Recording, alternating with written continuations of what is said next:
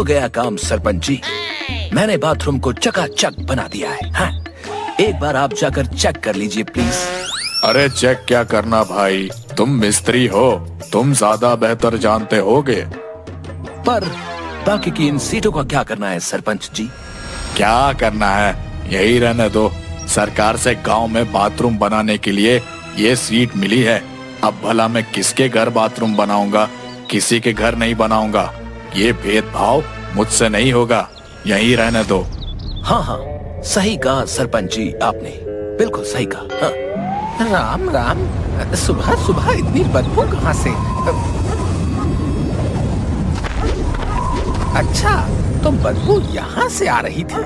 रुको, मैं अभी इन्हें समझाता हूँ।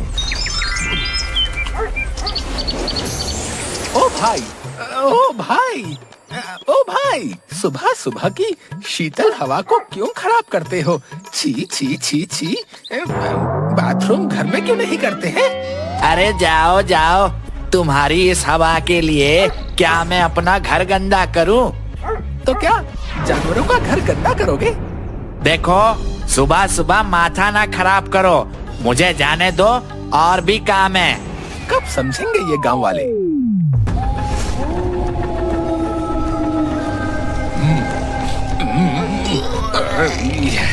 छी छी छी, सुबह सुबह ये बदबू। वो देखिए भूत बॉस, वो देखिए, ये बदबू वो आदमी फैलाकर गांव जा रहा है। हाँ भूत बॉस, इन गांव वालों ने तो हमारा जीना हराम कर रखा है। सुबह सुबह साफ हवा की जगह बदबूदार हवा मिलती है। इन गांव वालों को तो छोड़ना नहीं है टीपू सुल्तान। सभी भूतों से कह दो कि कल से कोई भी गांव वाला अगर जंगल में बाथरूम करते दिखे तो उन्हें डरा कर भगा देना है। सही कहा भूत बॉस, सही कहा आपने, छोड़ेंगे नहीं इनको। अरे रमेश, ये किसकी गाय है? गुड इवनिंग कुबड़े काका, ये मेरी नई गाय है। अभी अभी पिछले गांव से खरीद कर लाया हूँ। 10 लीटर दूध देती है, 10 लीटर। तूने सुना हटेला? 10 लीटर दूध, 10 लीटर। हाँ भाई टिंकू, और गाय देखने में भी बहुत सुंदर है। बहुत पैसे मिलेंगे गाय के। तो फिर प्लान क्या है? प्लान तो फिर आइडिया। कल सुबह जब रमेश बाथरूम के लिए जंगल की ओर जाएगा ना, तब हम उसके घर जाकर उसकी गाय को चुरा लेंगे। मस्त प्लान बनाया है बिडू। उठ जा मेरी गाय, उठ जा, मैं जंगल से बाथरूम करके आता हूँ। चल सुल्तान, इस गांव वाले को मजा चखाते हैं।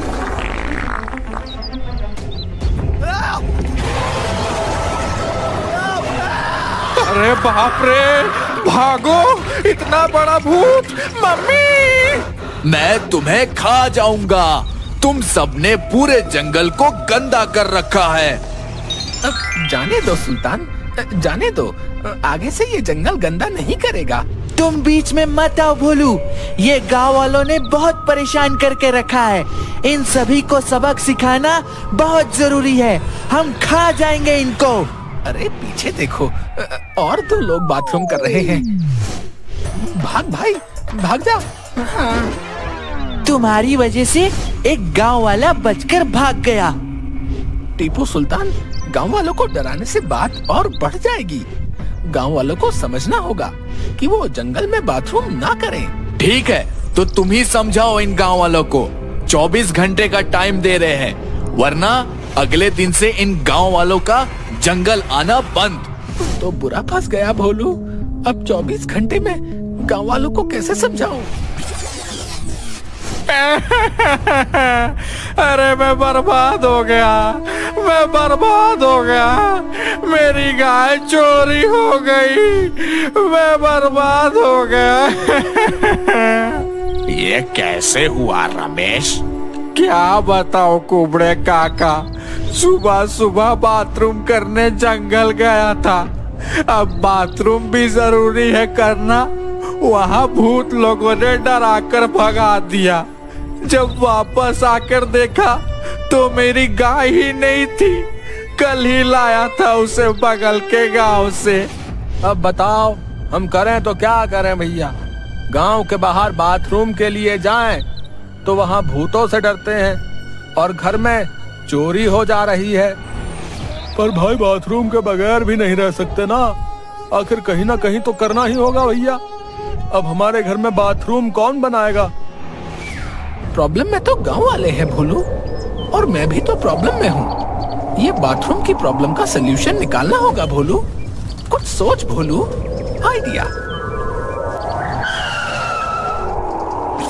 अगर सरपंच जी के जैसा सबके घर पे बाथरूम हो तो फिर ना गांव वाले जंगल गंदा करेंगे और ना उनके घर पर चोरी होगी। मैं अभी सरपंच जी के पास जाकर उनसे बात करता हूँ। Good morning sarpanch ji. क्या हुआ भोलू, कैसे आना हुआ? सरपंच जी, वो गांव वाले और जंगल के सभी जानवर भूतों से परेशान हैं। परेशान मेरे होते हुए? क्या हुआ है बताओ। अब गांव वालों को सुबह सुबह बाथरूम के लिए जंगल की ओर आना पड़ता है। इससे सारा जंगल गंदा हो जाता है और घर खाली रहता है, तो गांव में चोरी भी हो रही है इस वजह से। तो मैं क्या कर सकता हूँ? चोरी हो रही है तो पुलिस में कंप्लेन करो ना। बात कंप्लेंट की नहीं है सरपंच जी, इस प्रॉब्लम की जड़ बाथरूम है। अगर गांव वालों के घर में बाथरूम हो तो ना तो वो जंगल जाएंगे और ना जंगल गंदा होगा, और वो घर में रहेंगे तो चोरी भी नहीं होगी। तो तुम क्या चाहते हो कि गांव वालों को मैं बाथरूम बनवा कर दूं? सरपंच जी, आप बस ये सरकार की ओर से आई हुई बाथरूम शीट गांव वालों में बंटवा दीजिए। गांव वाले खुद बाथरूम बनवा लेंगे। कुछ नहीं मिलेगा तुमको, जाओ भागो यहाँ से, भूत कहीं का।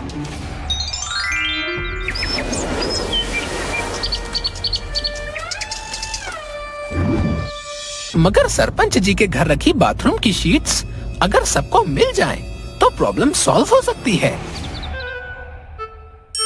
हाँ, ये आइडिया काम कर सकता है।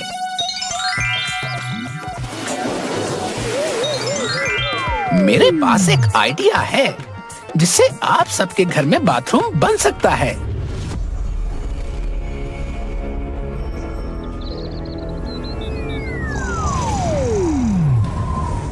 अरे छी छी छी छी छी, सुबह सुबह ये दुर्गंध कैसी। अरे अरे, आज तो बदबू से दम घुट जाएगा।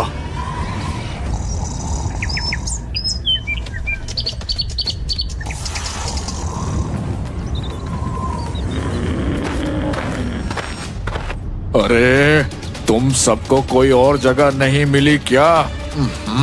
बाथरूम करने के लिए मेरे ही घर के पास का खेत मिला क्या? तो कहाँ कर है सरपंच जी, जंगल में जो है भूत भगा देते हैं और घर में बाथरूम है नहीं। अब सुबह सुबह हल्का तो होना ही पड़ेगा ना। ठीक है, सुबह मेरे पास से बाथरूम का एक सीट ले जाना, मगर आइंदा मेरे घर के पास बाथरूम नहीं करना। जी जी शुक्रिया सरपंच जी। अब जो निकल रही है उसे तो पूरा निकाल लेते हैं, है ना? हे भगवान, ये तो बहुत बड़ी प्रॉब्लम है। सारे गांव में बाथरूम बनवा ही देता हूँ, सही रहेगा। कम से कम इस बदबू से तो छुटकारा मिलेगा। सुनो सुनो गांव वालों, सभी सुनो, सरपंच जी के घर पर बाथरूम की शीट बन रही है। जिसको शीट चाहिए वो सरपंच जी के घर पर जाकर सेट ले जाएं। पर घर के बाहर बाथरूम कोई नहीं करेगा। घर के बाहर बाथरूम करता कोई पकड़ा गया तो उस पे 5,000 रुपए का जुर्माना लगेगा। सुनो सुनो सुनो। हाँ चलो भैया चलो, चलो चलो सब सरपंच जी के घर से सीट लेकर घर में ही बाथरूम बना लेते हैं भैया। हैं 5,000 कौन दे? थैंक गॉड, प्रॉब्लम सॉल्व हुई। अब गांव वाले जंगल नहीं गंदा करेंगे।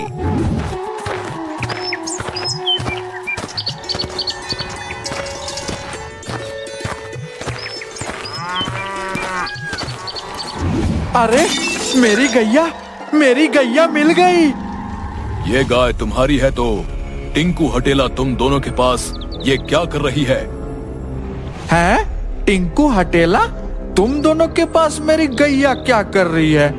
अरे ये तो अरे हाँ, हमने इसे गांव के बाहर से पकड़ कर लाया है। तुम्हारे पास रमेश ये गांव से बाहर चली गई थी। ये लो अपनी गाय, हम चलते हैं। ये टिंकू हटेला कभी नहीं सुधरेंगे। चलो मैं भी अब आराम कर लेता हूँ।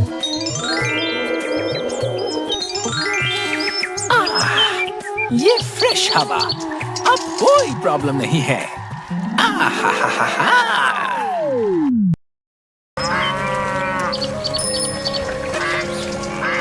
एक गांव में सोहनलाल अपने परिवार के साथ रहता था। वैसे तो उसके परिवार में उसका बेटा भोला प्रसाद और उसकी पत्नी सुधा थी, लेकिन सोहनलाल के 3 भाई भी थे, मोहनलाल, धनीलाल और हरीलाल। सोहनलाल एक बड़ा ही नेक और ईमानदार इंसान था। वो अपने परिवार के साथ साथ हमेशा अपने भाइयों का भी ध्यान रखता था, लेकिन उसके भाई हमेशा सोहनलाल की तरक्की को देखकर जलते थे। एक दिन सोहनलाल के घर पर सुधा, आज खाने में क्या पका रही हो भाई? आज मैंने खाने में आलू गोभी की सब्जी रोटी पकाई है। एक काम कर, एक डब्बे में थोड़ी सब्जी डालकर मुझे दे दे। मैं काम पर जाता हुआ मोहन को दे दूंगा। उसे तुम्हारे हाथ की बनी आलू गोभी की सब्जी बहुत पसंद है ना। हाँ, मुझे पता है, मोहन को हाथ की बनी आलू गोभी की सब्जी बहुत पसंद है। मैंने पहले ही उसके लिए एक डब्बा अलग से रख दिया है। समय का पता नहीं चलता, ऐसा लगता है अभी कुछ दिनों पहले की ही बात है। माँ बाप भाइयों का हाथ मेरे हाथों में देकर खुद दूसरे लोग की यात्रा पर निकल गए, और पलक झपकते ही ये तीनों कब बड़े हो गए, शादियां हो गईं, बच्चे हो गए, पता ही नहीं चला। सही कहते हैं, समय पंख लगाकर उड़ता है। चलो अब जल्दी से मुझे डब्बा दे दो, वरना मुझे काम के लिए देर हो जाएगी। सुधा सोहनलाल को मोहनलाल के लिए सब्जी का एक डब्बा और सोहनलाल के खाने का डब्बा देती है। सोहनलाल काम पर जाता हुआ मोहनलाल के घर डब्बा देने जाता है। मोहन, मोहन, अरे कहाँ है भाई? अरे जल्दी आ, मुझे देर हो रही है। अरे सोहन भैया, आप आज इतनी सुबह सुबह सब ठीक तो है घर पर? हाँ भाई, ऊपर वाले की कृपा से सब ठीक है। बस मैं तो तुझे ये डब्बा देने आया था। मोहनलाल डब्बे को अपनी नाक के पास लगाकर खुशबू लेता है। अरे वाह, आज भाभी ने आलू गोभी की सब्जी बनाई है। हाँ, तेरी पसंदीदा आलू गोभी की सब्जी, इसीलिए तो तेरे लिए डब्बा भेजा है उसने। मुझे भाभी के हाथ की बनी आलू गोभी की सब्जी बहुत पसंद है। हाँ, सब्जी बनाते ही सबसे पहले तेरा डब्बा लगाती है, उसके बाद हमें देती है। तुम्हें जलन होती है क्या? है पगला है? कैसी बातें करता है? भला अपनी औलाद से भी जलन होती है क्या? तुम तीनों को तो हमने अपनी औलाद भोला की तरह ही पाल कर बड़ा किया है। वो तो घर छोटा था, इसीलिए तुम सबको अलग अलग घर बनवा कर देना पड़ा। नहीं तो मैं अपने जीते जी कभी अपने घर के 4 चूल्हे नहीं करता। तुम्हें काम के लिए देर नहीं हो रही है? अरे तुझसे बातें करने में तो मैं भूल ही गया। चल मैं काम पर निकलता हूँ। अच्छा, भाभी को बोलना कि डब्बा देने में कल खुद आ जाऊंगा। सोहनलाल अपने काम पर चला जाता है। मोहनलाल डब्बा लेकर घर के अंदर जाता है और अपनी पत्नी बीना से बोलता है, सुधा भाभी ने आलू गोभी की सब्जी भेजी है। भाभी कभी भी नहीं भूलती कि तुम्हें उनके हाथ की बनी आलू गोभी की सब्जी पसंद है और हमेशा तुम्हारे लिए एक डब्बा भेज ही देती है। मैं इन सब चिकनी चुपड़ी बातों को अच्छे से समझता हूँ। तुम कहना क्या चाहते हो? कहना क्या है, सब कुछ साफ साफ है भाई। उन्हें क्या लगता है कि मुझे अपने घर में 2 टाइम का खाना नहीं मिलता? हमारी स्थिति क्या इतनी खराब है? अरे इतना तो मैं कमा ही लेता हूँ कि मैं अपना और अपने परिवार का भरण पोषण कर सकूं। तुम बात को गलत समझ रहे हो। भाभी तो स्नेहवश तुम्हारे लिए सब्जी भेजती हैं। अरे मुझे नहीं चाहिए उनका झूठा स्नेह।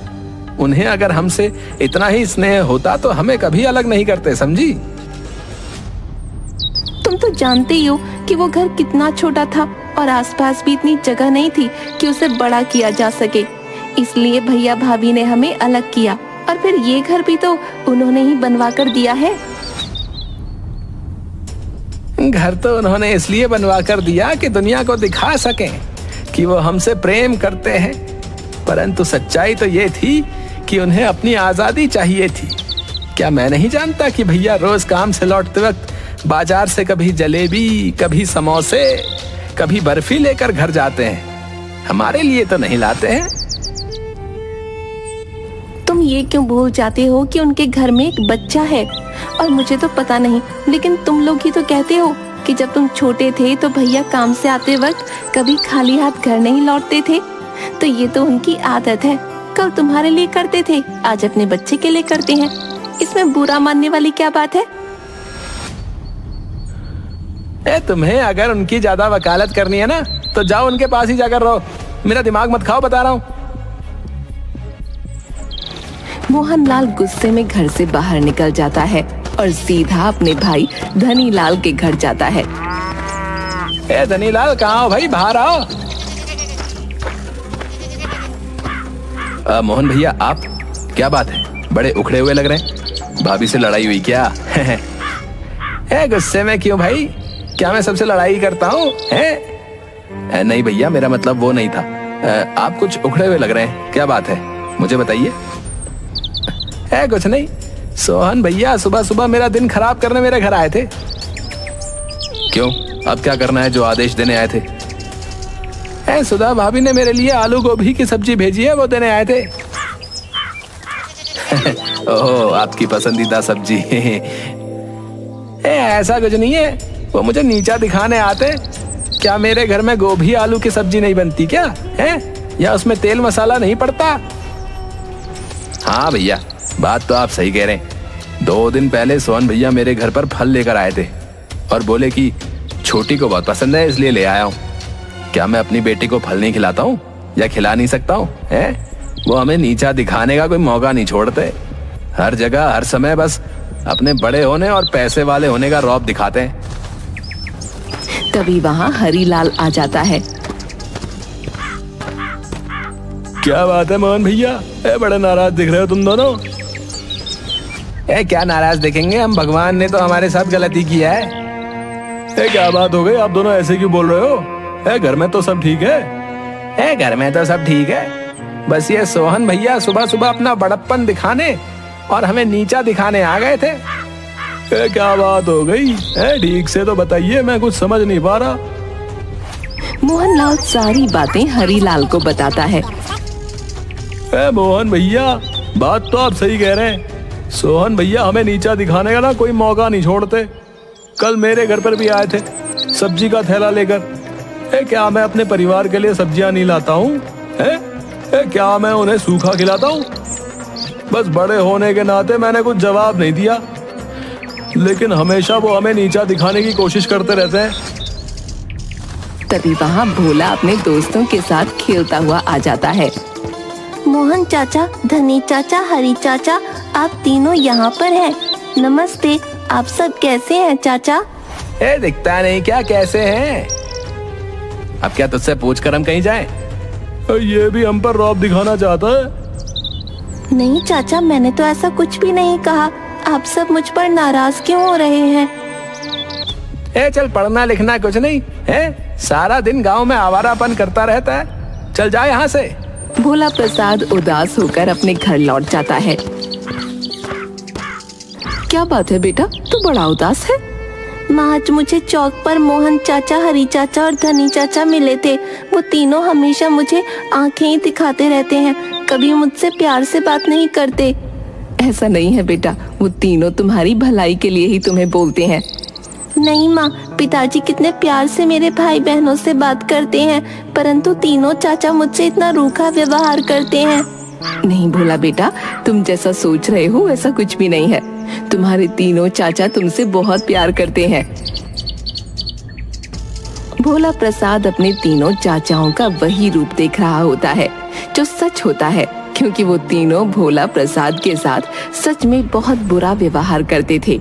समय गुजरता है, सोहनलाल अपने भाइयों पर इसी तरह जान देता रहता है, लेकिन उसके तीनों भाई हमेशा उसे देखकर जलते ही रहते हैं।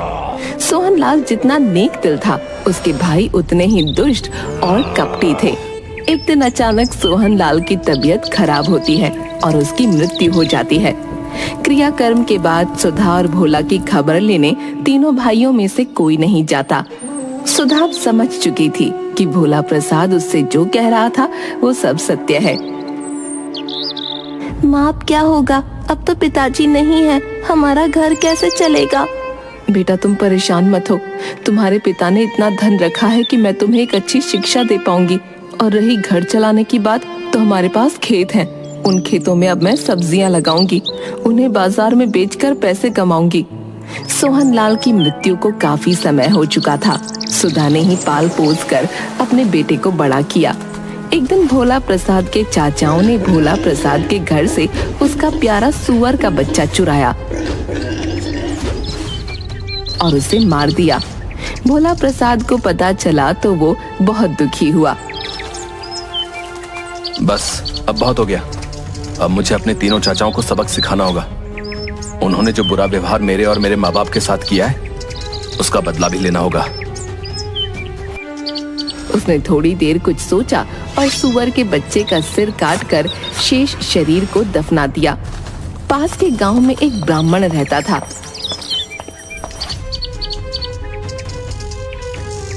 सुअर के बच्चे का कटा सिर उसके आंगन में छिपाकर भोला प्रसाद ने ब्राह्मण से कहा, अब आपके घर से तो सुअर के मांस की बदबू आ रही है। हैं? असंभव! यदि ऐसा है तो मुझे सुअर का मांस ढूंढ कर दिखा।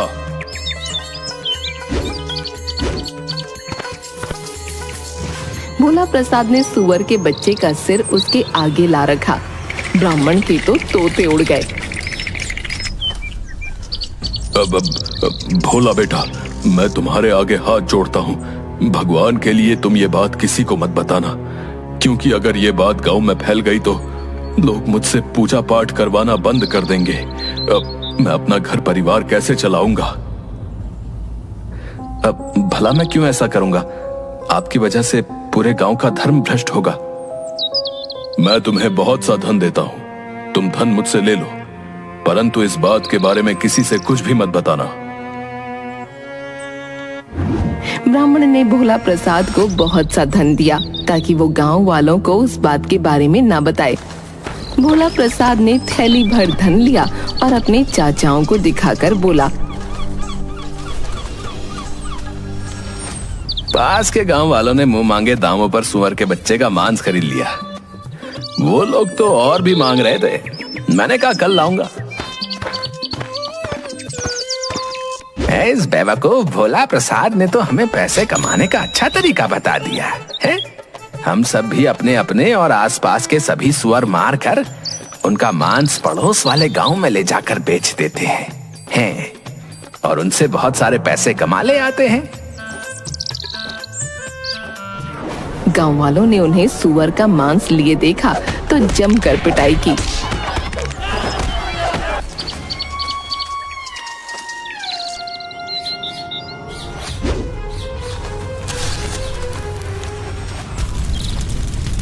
भोला प्रसाद और उसकी माँ बेघर हो गए।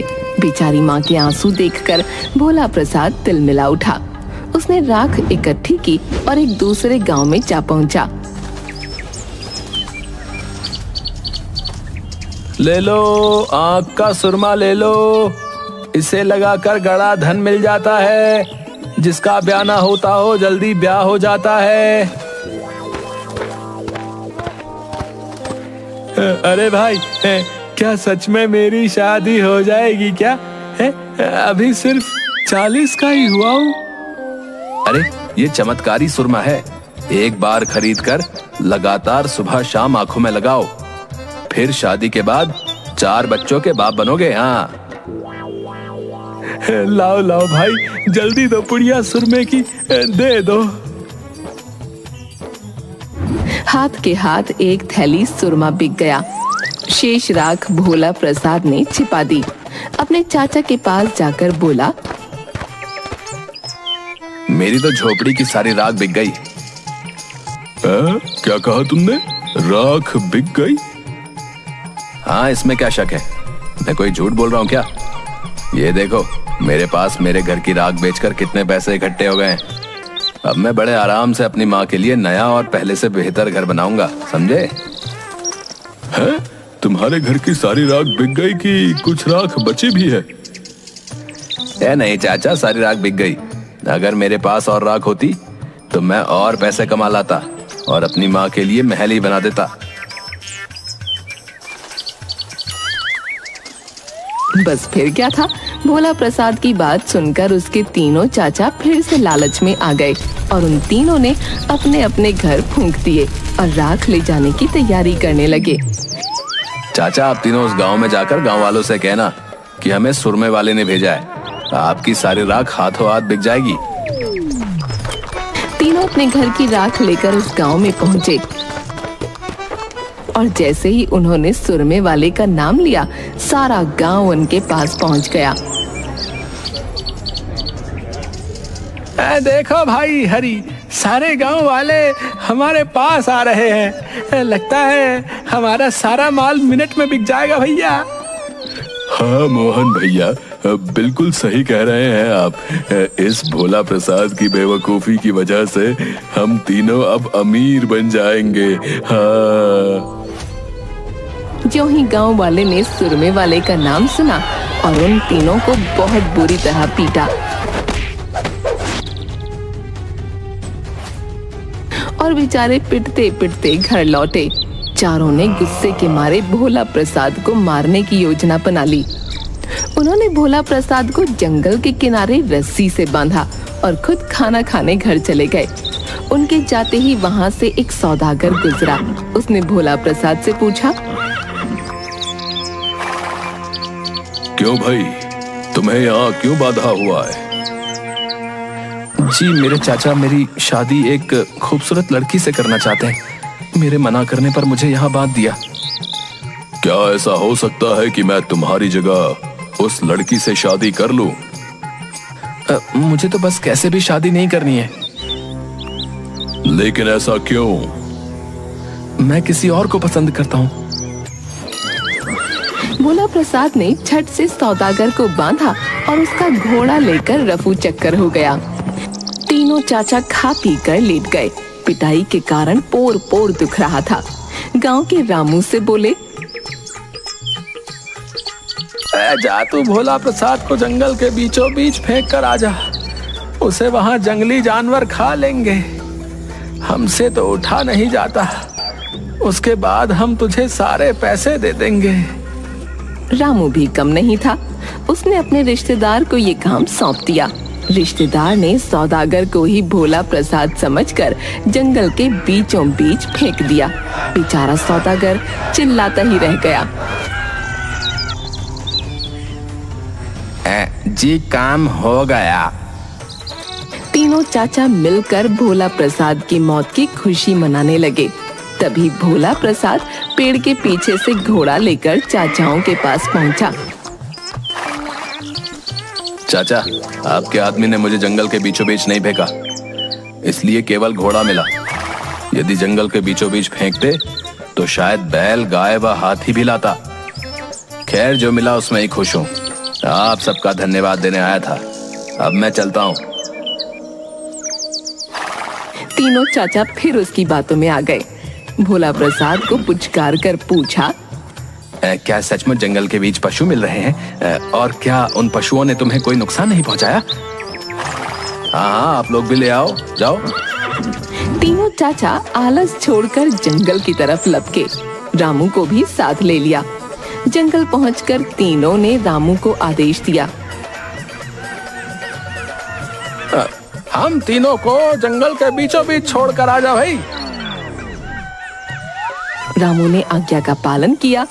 तीनों को जंगल के बीचों बीच छोड़ दिया, जहाँ पर थोड़ी देर बाद एक जंगली भालू के हमले से तीनों की मौत हो गई और भोला प्रसाद को सदा के लिए ईर्ष्यालु और दुष्ट चाचाओं से मुक्ति मिल गई।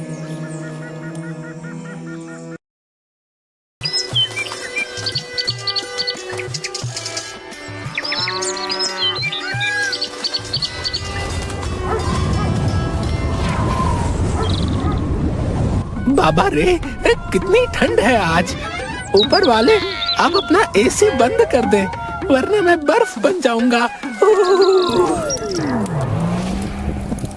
अरे वहाँ तो आग जली हुई है। एक काम करता हूँ, वहाँ जाता हूँ। थोड़ा बॉडी में हीट आएगी तो मैं फिट हो जाऊंगा। हाँ। सुनो सुनो सुनो, कल सरपंच जी की बिटिया का बर्थडे है। सरपंच जी की ओर से कल एक पार्टी रखी गई है। आप सभी गांव वालों को निमंत्रण है। वहाँ गरम गरम पूरियां होंगी। क्या कहा? गरम गरम पूरियां? गरम गरम छोले भी होंगे। गरम छोले भी? हे भगवान, मजा आ जाएगा तब तो। हाँ, मजा आ जाएगा। हाँ भैया, मजा आ जाएगा। हाँ, मजा आएगा कल को। सरपंच जी की जय हो।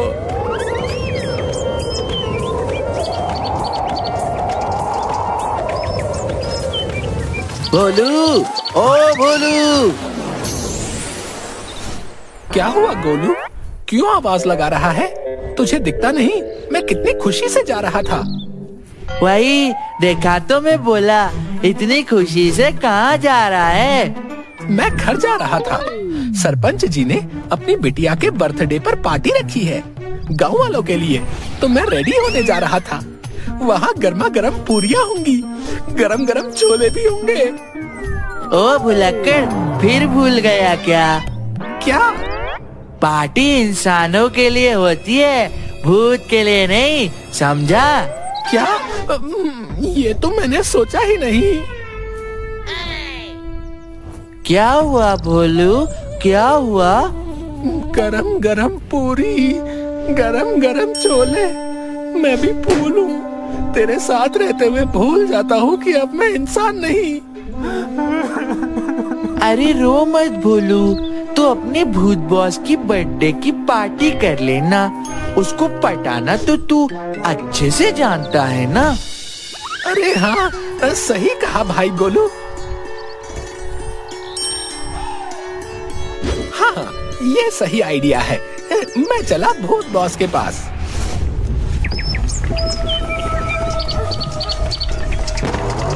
क्या रे भोलू, तुझे दिखता नहीं है क्या? अरे सॉरी टीकू भाई। मजे ले रहा है? मेरा नाम सही से ले, टीपू नाम है, समझा? बेवकूफ, बॉस के लेफ्ट हैंड से जबान लड़ाता है। Left hand? हाँ, क्योंकि राइट में मैं हूँ ना। अरे मुझे जाने दो बॉस के पास। रुको, हमें बताओ क्या काम है?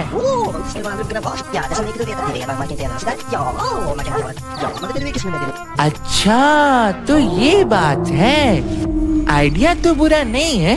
तुम लोग जाओ, हम बॉस को बता देंगे।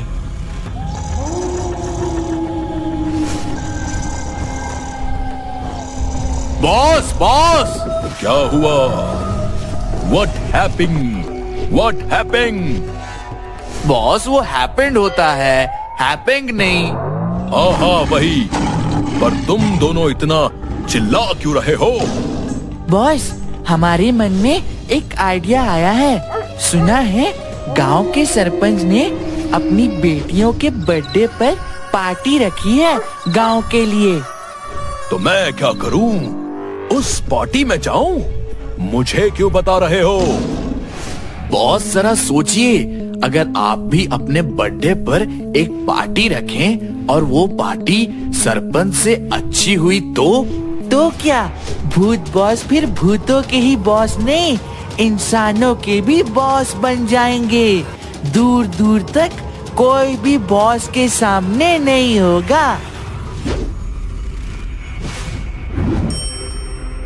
क्या आइडिया है तुम लोगों का, वाह। मगर बॉस, मगर क्या मगर?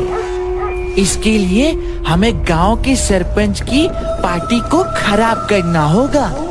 सही कह रहे हो तुम लोग। कैसे करें पार्टी खराब? भोलू है ना, वो खराब कर देगा। वैसे भी वो गांव में घूमता रहता है। ठीक है, तो भोलू को कह दो कि वो जाए और जाकर सरपंच की पार्टी खराब करे। और सारे भूतों को ये बता दो कि आज रात यहाँ हमारे दरबार में मेरी बर्थडे की पार्टी है।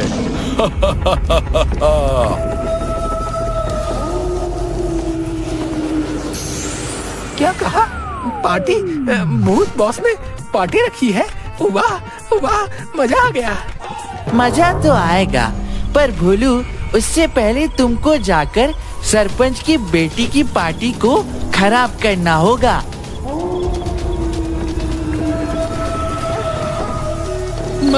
मगर बॉस, मैं ही क्यों? अपने निकम्मों से भी कुछ करवा लिया करो। क्योंकि तुम गांव वालों के साथ रहते हो, हमेशा चिपक चिपक कर। They saying you going party खराब करेंगे। कुछ समझ नहीं आ रहा। गोलू, पार्टी कैसे खराब करूं? आइडिया, मैं सरपंच जी की पार्टी में गांव वालों की तरह नए कपड़े पहनकर चला जाऊंगा और फिर पार्टी खराब कर दूंगा। इस प्लान में दम नहीं है, कुछ और सोचते हैं। सोचने का टाइम नहीं है अब, जो सोच लिया है वही करना है। मैं फटाफट बाजार से एक बढ़िया कपड़ा खरीदता हूँ और सरपंच जी की पार्टी में जाता हूँ और उनकी पार्टी खराब करता हूँ। फिर वापस भूतों की पार्टी में आकर गर्मा गर्म पूरी भी तो खानी है।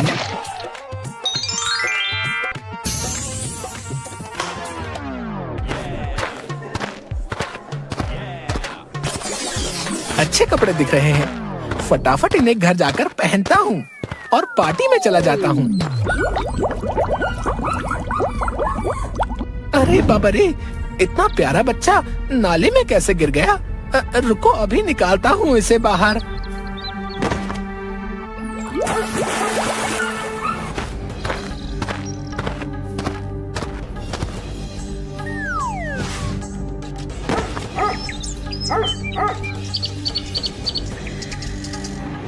हे भगवान, कपड़ा चोरी हो गया।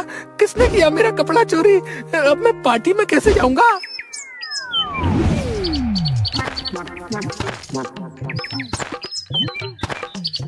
कपड़े के बदले में अच्छी शराब मिली। हाँ, आज तो मजा आ गया, खूब पी हमने। सरकाइले खटिया जाड़ा लागे, सरकाइले खटिया। ओहो, जाड़ा में लगवाता हूँ दोनों को। हाँ, मेरे कपड़े चुराकर दारू पार्टी। आइडिया। गोलू, सुन। अब क्या हुआ?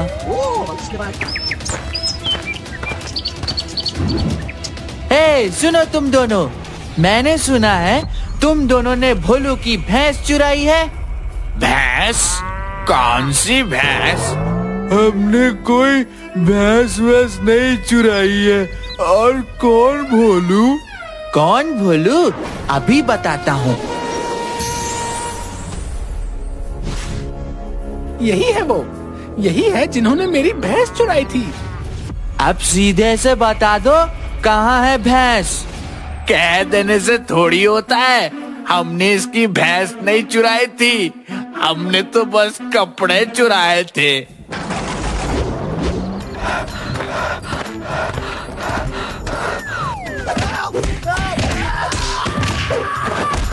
अब आया मजा। इन बेवड़ों ने जीना हराम कर रखा है। तू जा भोलू, अपना काम करके आ। ठीक है, रात को मिलते हैं। यू गो, आई कम।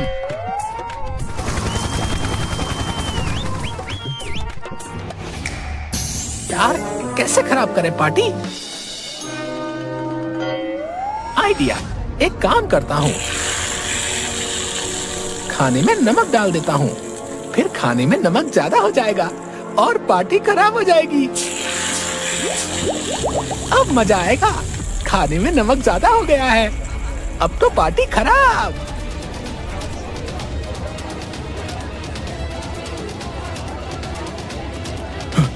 सरपंच जी, खाना मत खाइएगा, वो मैं नमक डालना भूल गया था।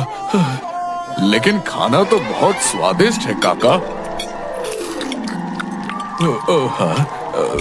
अरे हाँ, मैं भला नमक डालना कैसे भूल सकता हूँ।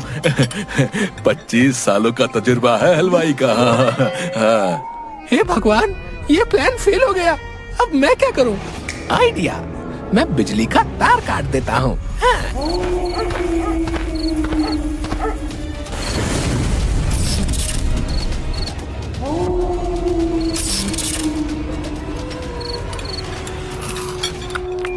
हे भगवान, ये प्लान भी फेल हो गया। अब मैं क्या करूं? आइडिया, एक काम करता हूँ, डीजे बंद कर देता हूँ।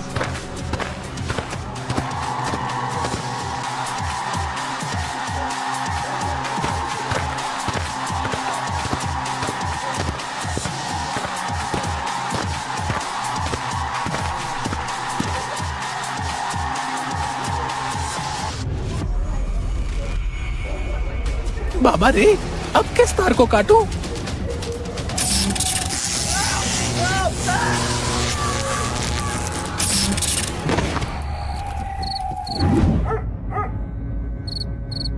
अरे उठो भाई, पार्टी खत्म हो गई है, सब लोग घर चले गए। क्या कहा? पार्टी खत्म हो गई है? पार्टी खराब नहीं हुई? पार्टी खराब? पार्टी क्यों खराब हो गई भैया? पार्टी तो बहुत अच्छी हुई। तुम्हारा ये कॉस्ट्यूम अच्छा लग रहा है। कोई बच्चा देखेगा तो डर जाएगा। जाओ, मुंह हाथ धो लो। फ्री में मिले तो कम पिया करो। हैं?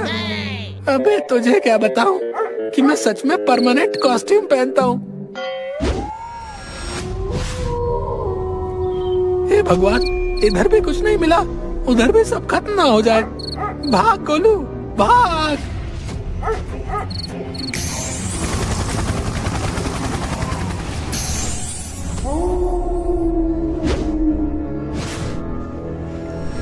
आओ भोलू आओ, बड़ी देर कर दी आने में।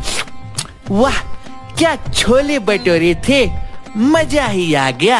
हाँ, मगर पहले ये बताओ, तुमने सरपंच की पार्टी खराब की कि नहीं? नहीं, मुझसे नहीं हो पाई। तो फिर तुम्हारी सजा यही है कि यहाँ सारा फैलाया हुआ कचरा साफ करो।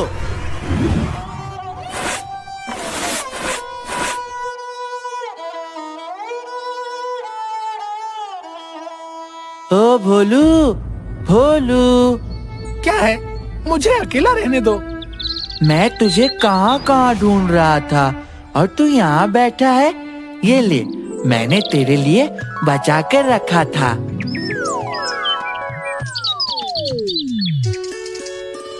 तू मेरा सच्चा दोस्त है।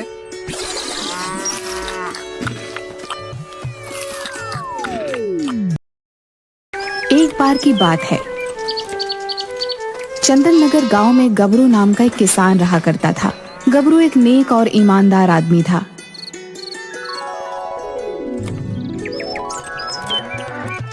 एक बार सुबह सुबह जब अपने खेत में जा रहा था, तभी उसे एक पटाखे के फटने की आवाज आई।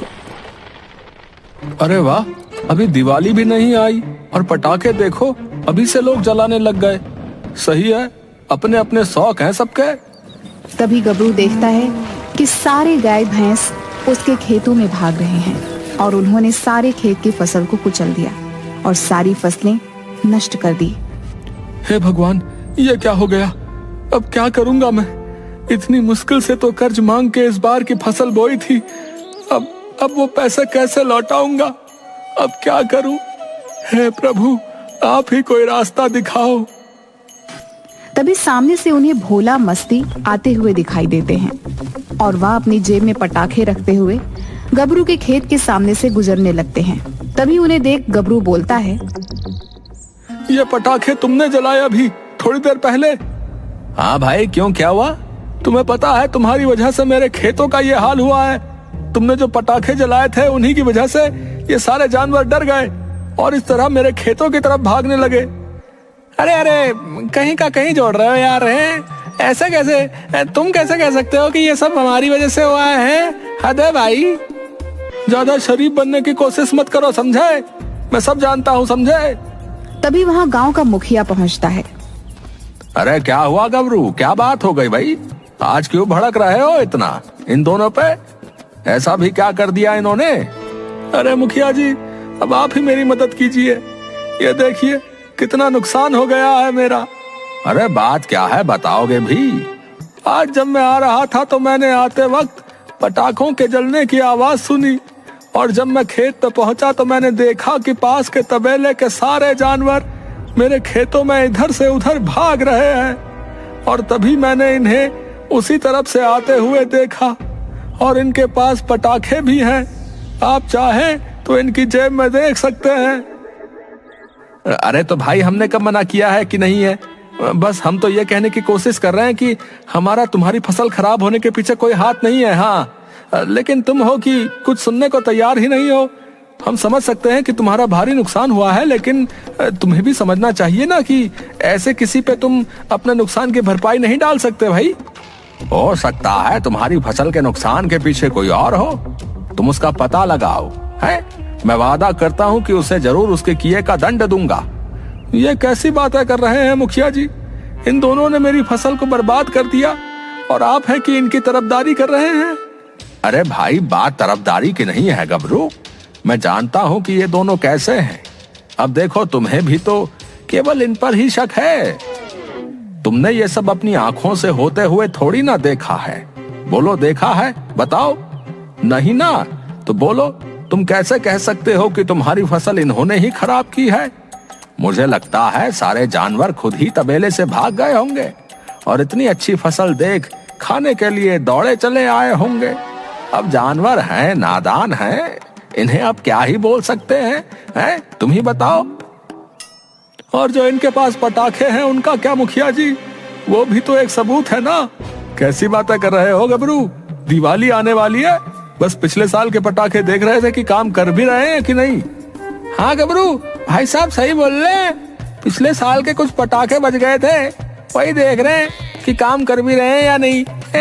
आप हमें गलत समझ रहे हो गबरू भाई। तुम दोनों भी सच जानते हो, लेकिन मुखिया जी के सामने झूठ बोल रहे हो। कोई बात नहीं, इसकी सजा तुम्हें जरूर मिलेगी। देखना, भगवान तुम्हें माफ नहीं करेगा, याद रखना। हाँ। इसके बाद गबरू मटके बना के उन्हें बाजार में बेचने लगा और ऐसे इंसान की तलाश करने लगा जो उन दोनों चतुरों को मात दे सके। इसी तरह कई दिन बीत गए। एक दिन जब गबरू मटके बेच रहा था तो उसने देखा कि एक आदमी समोसे की दुकान में समोसे खा रहा होता है और पैसे देने के वक्त जब वहाँ एक और आदमी आता है तो उससे वो मीठी मीठी बातें करने लगता है। अरे भाई, कहाँ से हो? भाई बस नगर खजूरा से आया हूँ, इधर से गुजर रहा था तो सोचा कि कुछ खा लेता हूँ। बहुत बढ़िया भाई, यहाँ के समोसे इतने स्वादिष्ट होते हैं कि दूर दूर से यहाँ लोग आते हैं। आपने बहुत सही किया यहाँ आके। मैंने भी अभी यहाँ बैठकर समोसे खाए, मेरी तो आत्मा तृप्त हो गई भाई। रुको, आपके लिए भी अभी 2 समोसे मंगा देता हूँ। और हाँ, समोसे मेरी तरफ से हैं, इसलिए आप इसके पैसे मत दीजिएगा, ठीक है? आपका चेहरा मेरे स्वर्गीय भाई से मिलता है। आपको खाते देख समझूंगा कि उन्हें खिला रहा हूँ। कृपा कर खा लीजिएगा। रुकिए, अभी मंगाता हूँ। भाई 2 समोसे उनकी टेबल पर लगवा दो। और सुनो, पैसे वो ही देंगे, मेरे भी और उनके भी, समझ गए ना? मेरे बड़े भैया हैं वो। बड़े भैया आ रहे हैं समोसे, मैं जा रहा हूँ, बाकी आप देख लेना। ठीक है। इसके बाद सुकड़ा वहाँ से चला जाता है। अरे भाई, अभी क्यों जा रहे हो? भाई जरा जरूरी काम आ गया है, जाना पड़ेगा। लेकिन आप चिंता मत करिए, सब कर दिया है मैंने, ठीक है? ठीक है भाई, अपना ध्यान रखना है। फिर मिलेंगे, भगवान करे दोबारा देखने की नौबत ना आए, वरना बहुत बुरी तरह पिटूंगा मैं।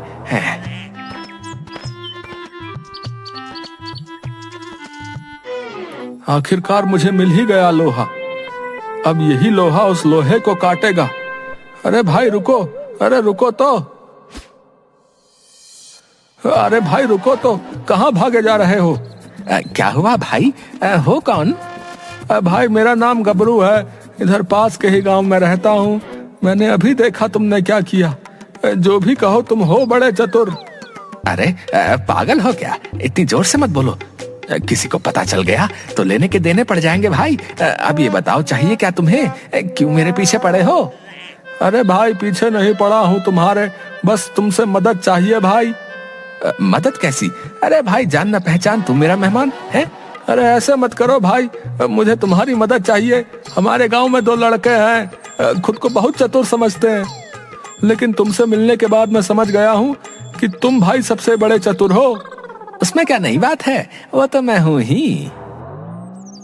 अरे भाई ये तो तुझे पता है ना कि तू उन दोनों से भी बड़ा चतुर है, लेकिन इधर आसपास के सारे लोग तो उन्हें ही सबसे बड़ा चतुर मानते हैं ना।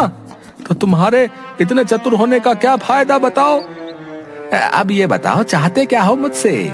उन दोनों की वजह से मेरी सारी फसल खराब हो गई भैया। उन्होंने कुछ पटाखे जलाए और उनसे तबेले के सारे जानवर डर गए और वो मेरे खेत की तरफ भागने लगे। कर्ज मांग के फसल बोई थी, अब इस नुकसान को मैं कैसे चुकाऊंगा भैया? उन दोनों को अपनी चतुराई पे बहुत घमंड है ना। मैं उन्हें दिखाना चाहता हूँ कि कोई है जो उनसे भी बड़ा महाचतुर है, जो उन्हें टक्कर दे सकता है। भाई तुम्हारी जरूरत है। बदले में मुझे क्या मिलेगा? इससे ज्यादा भला क्या हो सकता है कि आसपास के सारे तुम्हारी चतुराई की कहानी अपने बच्चों को सुनाए। बोलो, इस तरह लोगों को ठग कर क्या मजा है? मजा तो तब है जब सब लोग तुम्हारे गुणगान गाएं, तुम्हारी वाहवाही करें भैया। सोच लो भाई, मुझे तो मिल जाएगा कोई और जो मेरा बदला लेने में मेरी मदद करे, लेकिन तुम्हें ये मौका दोबारा नहीं मिलेगा भैया। सोच लो भाई, सबको साबित कर दो कि तुम कौन हो। हाँ ठीक है, अब बताओ करना क्या है? हमें पहले उन दोनों को अलग करना होगा। दोनों जब तक साथ हैं तब तक उनसे आगे जाना थोड़ा मुश्किल हो जाएगा भैया। चलो तुम मेरे साथ। इसके बाद दोनों गांव की तरफ जाते हैं। तभी उन्हें चाय की दुकान पे मुखिया जी और वो भोला मस्ती दोनों बैठे हुए दिखाई देते हैं। अरे गबरू, आओ आओ बैठो। क्या हुआ मुखिया जी, इतने परेशान क्यों हैं आप? क्या बात हो गई? इनसे मिलिए, ये हमारे पास के गांव के मुखिया जी। इन्होंने हमारे गांव के भोला मस्ती के बारे में बहुत सुना है, इसलिए ये इन दोनों के लिए एक चुनौती लेकर आए हैं। अगर इन दोनों ने ये समस्या सुलझा दी तो ये मान जाएंगे कि जो आसपास के गांव वाले कहते हैं वो सच है। लेकिन अभी तक भोला मस्ती भी इस चुनौती का जवाब ढूंढ नहीं पाए हैं। वो सवाल क्या है? ये 3 मूर्तियां हैं। तुम्हें बताना है कि इन मूर्तियों में क्या असमानता है, तभी हम मानेंगे कि लोग जो कहते हैं वो सही कहते हैं। इसके बाद सुकड़ा काफी देर तक उन तीनों को देखता है और वहाँ से भाग जाता है। तभी मस्ती बोलता है, ये तुम्हारा वो चतुर बुद्धिमान है जो हमसे ज्यादा होशियार है भाई। और तीनों मूर्तियों के कानों के अंदर एक एक धागे को डालता है। एक मूर्ति से धागा दूसरे कान से बाहर निकल जाता है, दूसरी मूर्ति से धागा मुंह से बाहर निकल जाता है और तीसरी मूर्ति का धागा उसके पेट से बाहर निकल जाता है। इसके बाद सुकड़ा सबको मूर्ति के इस व्यवहार के बारे में बताता है। पहली मूर्ति बताती है कि कुछ लोग ऐसे होते हैं, जब उन्हें कोई कुछ बताता है तो वो एक कान से सुनकर दूसरे कान से बाहर निकाल देता है। और दूसरी मूर्ति उन लोगों को दर्शाती है जो किसी बात को सुनने के बाद इधर की उधर कर देते हैं। लेकिन ये तीसरी मूर्ति उन भरोसेमंद लोगों का प्रतीक है जिनसे आप अपनी हर बात कह सकते हो, जो आपकी हर बात अपने तक ही रखते हैं। वाह भाई वाह, मान गए भैया, मान गए। आज मैं मान गया कि जो लोग भी इस गांव के बारे में कहते हैं वो सही कहते हैं भैया। जिनके पास तुम्हारे जैसे बुद्धिमान लोग हों, उस गांव का तो विकास निश्चित है। इतना भी क्या खास है इसमें? आज तक सारी मुश्किलें हम दोनों ने ही ठीक की हैं। एक सवाल का जवाब देने से कोई बुद्धिमान नहीं बन जाता है। अच्छा, तो ऐसी बात है तो एक प्रतियोगिता रख लेते हैं तुम दोनों के बीच। जो जीता वही यहाँ का नंबर 1 चतुर। क्या बोलते हो, है मंजूर? हाँ मंजूर है। हाँ हमें भी मंजूर है। तू तो रहने ही दे, तुक्के में जीतने वाले चतुर नहीं कहलाते, समझे? भाई वो तो बाद में ही पता चलेगा। ठीक है, फिर तो तय रहा भैया। अगले हफ्ते हम एक प्रतियोगिता का आयोजन करेंगे जिसमें जीतने वाले को मिलेगा यहाँ का नंबर 1 चतुर का खिताब, समझे? इसके बाद सब अगले हफ्ते प्रतियोगिता स्थल पर पहुंच जाते हैं। आज की प्रतियोगिता के आयोजक हमारे पड़ोसी गांव के मुखिया जी का हम दिल से यहाँ मंच पे स्वागत करते हैं। हम उनसे विनती करते हैं कि वो मंच में आकर प्रतियोगिता को आगे बढ़ाएं। धन्यवाद।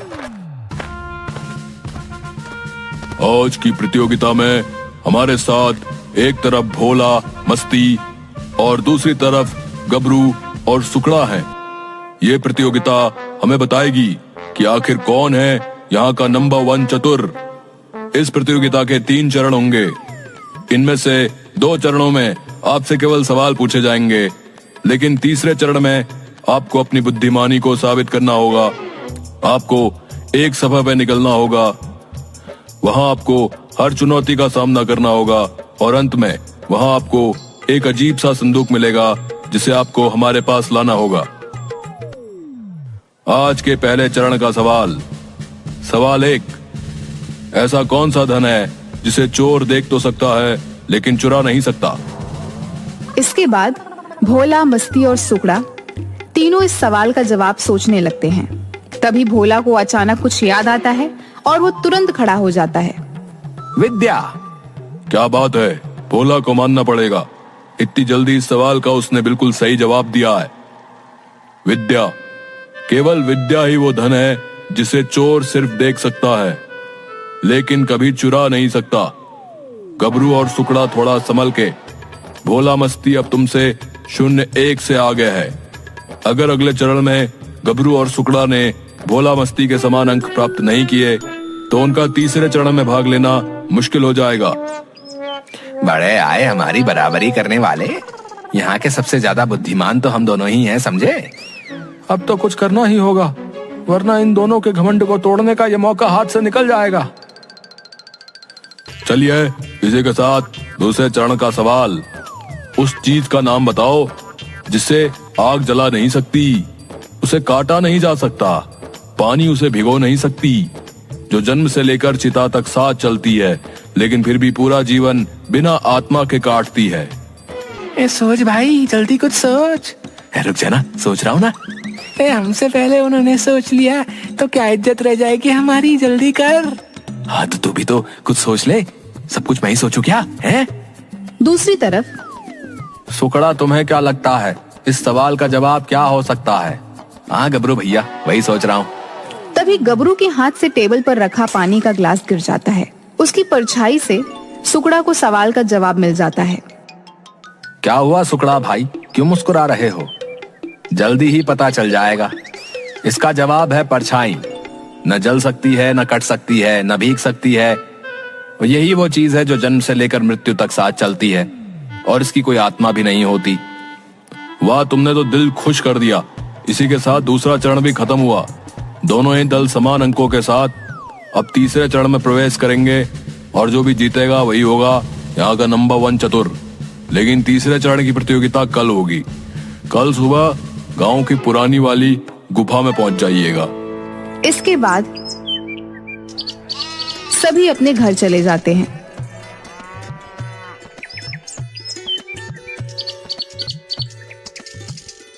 अगले दिन सभी लोग गांव की पुरानी वाली गुफा के बाहर खड़े हो जाते हैं। थोड़ी देर बाद वहां मुखिया भी आ जाता है। अरे वाह वाह, लगता है आज थोड़ा मुझे ही देर हो गई। ज्यादा इंतजार तो नहीं कराया ना आपको? अरे नहीं मुखिया जी, सही समय पे आए हैं। हम सब भी अभी आए हैं। चलिए अब आप आगे की प्रतियोगिता शुरू करिए। जी बिल्कुल। भोला, मस्ती, गबरू और सुकड़ा, अब तुम ध्यान से सुनो। तुम सबको इस गुफा के अंदर जाना है। रास्ते में तुम्हें बहुत सारी चुनौतियां मिलेंगी, लेकिन तुम्हें उनका सामना करना होगा। आखिर में तुमको एक संदूक मिलेगा, और जो भी उसके संदूक को लेकर आएगा वही होगा हमारा नंबर 1 चतुर। इसके बाद सभी लोग अंदर चले जाते हैं। यहाँ तक पहुँच तो गया, इसका ये मतलब नहीं कि तुम यहाँ के नंबर 1 चतुर बन जाओगे, समझे? चलना तो आता नहीं, बड़े आए नंबर 1 चतुर बनने। इसके बाद मस्ती जैसे ही गुस्से में उठता है, वैसे ही पैर फिसलने की वजह से फिर से गिर जाता है। इसके बाद गबरू और सुकड़ा उस पे हंसने लगते हैं। चलो सुकड़ा, इनके चक्कर में कहीं हम पीछे ना रह जाएं। हाँ गबरू भाई, सही कहा। इसके बाद गबरू और सुकड़ा आगे बढ़ जाते हैं। अचानक उनका पैर एक निशान पर पड़ता है और ऊपर से एक जाल गिरता है। वो दोनों उस जाल में उल्टे लटक जाते हैं। तभी पीछे से भोला मस्ती चल के आ रहे होते हैं। वाह, कोई हमें कह रहा था कि हमें तो चलना भी नहीं आता, लेकिन मुझे लगता है उन लोगों ने खुद को नहीं देखा। सही कहा तूने भोला। इसके बाद जैसे ही भोला मस्ती आगे कदम बढ़ाते हैं, वो भी एक जाल में कैद होकर ऊपर लटक जाते हैं। मेरी बात मानो तो तुम कुछ बोलो ही मत, क्योंकि तुम जितनी बार मुंह खोलोगे उतनी बार मुसीबत में पड़ोगे। क्यों गबरू भैया? भोला मस्ती गुस्से में अपना मुंह फेर लेता है। तभी सुकड़ा अपनी जेब से एक चाकू निकालता है और उस जाल को काट देता है, और दोनों वहाँ से नीचे उतर जाते हैं। और नीचे से सुकड़ा बोलता है, ये चाहिए, जल्दी बोलो, ये चाहिए। हाँ चाहिए। अरे देखो कैसे हमारे 2 जंगली बिल्ले अपनी लाइन पर आ गए हैं। तुम दोनों ऐसा करो, 1 से 1000 तक की गिनती करो, तब तक हम गुफा में थोड़ा आगे जाके आते हैं। तुम दोनों को तो हम देख लेंगे। हाँ हाँ देख लेना, पर पहले यहाँ से निकलो तो सही। इसके बाद सुकड़ा और गबरू आगे गुफा में निकल जाते हैं। तुम्हारे पास वो चाकू कहाँ से आया? वो मैं हमेशा अपने पास एक चाकू रखता हूँ, क्या पता कब जरूरत पड़ जाए। मेरे गुरुजी कहते थे कि मुसीबतें कभी भी बता के नहीं आती, इसलिए जिन भी चीजों का पता ना हो उन चीजों के लिए भी तैयार रहना चाहिए। तभी उन्हें सामने एक विशाल मूर्ति नजर आती है। एक तीर के निशान का पत्थर मिलता है। कितनी विशाल मूर्ति है भैया, लेकिन ये तीर, इसका क्या मतलब होगा? ये तीर का निशान मुझे लगता है किसी दिशा की ओर संकेत करना चाह रहा है, लेकिन कैसी दिशा?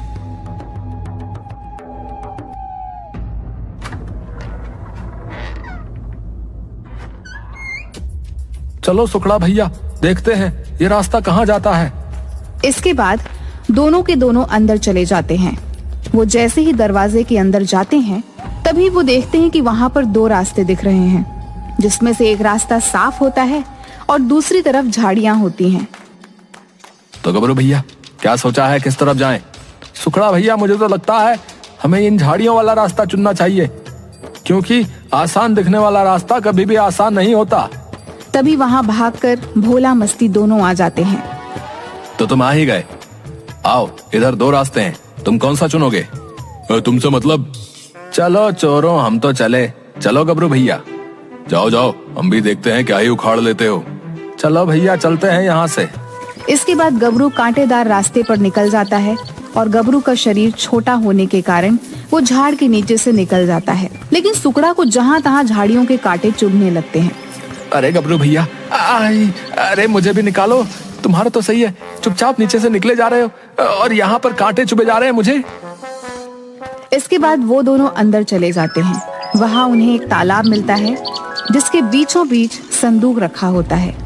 उस तालाब के बीच के रास्ते के दोनों साइड बहुत सारे सांप होते हैं। सुकड़ा सांपों को देखकर बहुत डर जाता है। इतने सारे सांप, मैं यहाँ नहीं रह सकता, मैं जा रहा हूँ। मुझे नहीं बनना कोई चतुर वतुर। अगर जिंदा ही नहीं रहा तो क्या करूंगा नंबर 1 चतुर बनकर। देखो गबरू भैया, मुझे माफ करो, मैं यहाँ और नहीं रह सकता। अरे सुकड़ा भैया, कैसी बातें कर रहे हो? अरे इस तरह मुझे यहाँ अकेले छोड़ के तो मत जाओ। देखो भैया, भाईचारा अपनी जगह है और जान अपनी जगह। मुझे माफ कर दो, मैं तो जा रहा हूँ। अरे अब क्या करूँ, ये भी चला गया। अपना तो टाइम ही खराब है। अब इन सांपों से कैसे बचाऊं अपनी जान?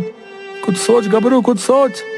वो जैसे ही तालाब के उस रास्ते पर अपना कदम रखता है, तभी वहाँ एक सांप आकर खड़ा होकर इंसान का रूप ले लेता है। क्यों आए हो यहाँ? तुम्हारा दोस्त तो भाग गया। वो काफी समझदार निकला, लेकिन लगता है तुम्हें मौत का डर नहीं। क्यों, सही कहा ना मैंने? बताओ क्यों आए हो यहाँ? या तो तुम बहुत ही बड़े लालची हो, या बात कुछ और है। क्योंकि मौत को सामने देखकर तो तुम सब भूल जाते, लेकिन फिर भी यहाँ खड़े हो। मान गए तुम्हें। मुझे कोई लालच नहीं है। मैं तो यहाँ किसी को सबक सिखाने आया हूँ। किसको? वो नागराज को सारी बात बता देते हैं। मेरी मानो, उन दोनों को भूल जाओ।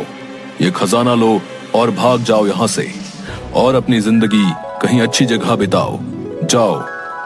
नहीं, अगर आज मैं ऐसा करूंगा तो वो दोनों किसी और के साथ ये सब करेंगे। मुझे तो खजाना मिल जाएगा, बाकियों को क्या मिलेगा? वो लोग तो बेचारे और मेहनत करेंगे ताकि उनका नुकसान की भरपाई हो सके। पेड़ काटना पड़ेगा और न जाने कब तक अपनी खुशियों के लिए लड़ना पड़ेगा। और बात रही इस खजाने की, तो मैं ये मुखिया जी को दे दूंगा। क्यों? क्योंकि वो हमारे मुखिया हैं, वही तय करेंगे इसका क्या करना है। आज तक जो भी आए, पहले तो कोई पहुंचा ही नहीं, लेकिन फिर भी एक आध जो पहुंच सके, उनके जवाब में लालच की बू आती थी।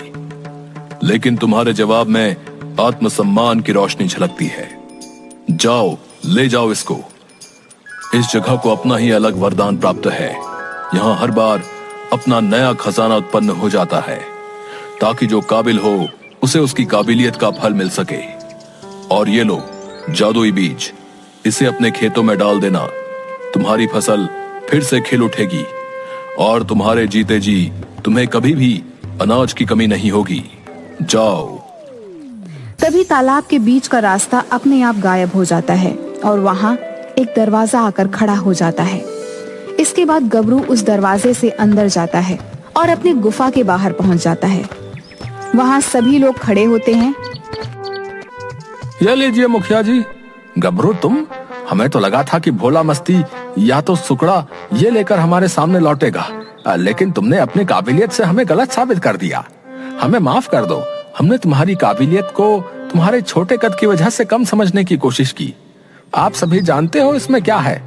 इसमें हमारे राज्य के आखिरी राजा सांत्वना का खजाना है। खजाना? इस अजीब से दिखने वाले संदूक में खजाना है? हाँ, इसमें खजाना है। वो हमेशा अपना खजाना यहाँ रखा करते थे। राजा सांत्वना ने नागराज से यह वरदान मांगा था कि वो उनके खजाने की रक्षा करें। तब से खुद नागराज उनके खजाने की रक्षा करते हैं। असल में इस खजाने के बारे में मैं शुरू से जानता था, इसीलिए मैंने ये प्रतियोगिता रखी, ताकि कोई तो ऐसा निकले जो इस खजाने तक पहुंच पाए। तुम्हें मालूम था इसमें खजाना है?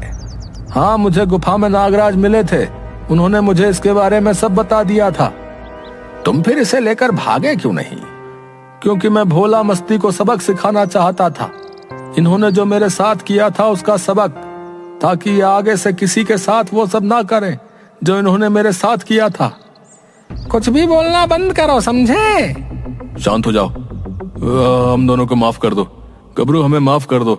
हमने तुम्हारे साथ गलत किया। उस दिन हम ही पटाखे जला रहे थे, जिसकी वजह से तबेले के जानवर डर गए और तुम्हारे खेतों को उन्होंने पूरी तरह से कुचल दिया।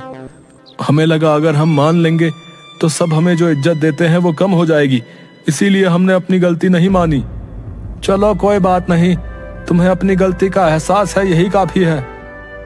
यह खजाना गांव वालों के विकास में लगाया जाएगा, और गबरू का जितना भी नुकसान हुआ है उसकी भरपाई हम स्वयं अपने धन से करेंगे। पर एक बात तो कहनी पड़ेगी, इस गांव का क्या, आसपास के सभी गांव का नंबर 1 चतुर हमारा गबरू है। क्यों भाइयों? प्रतियोगिता के साथ साथ उसने सभी के दिलों को भी जीत लिया। यही है हमारा नंबर 1 चतुर। हाँ। उसके बाद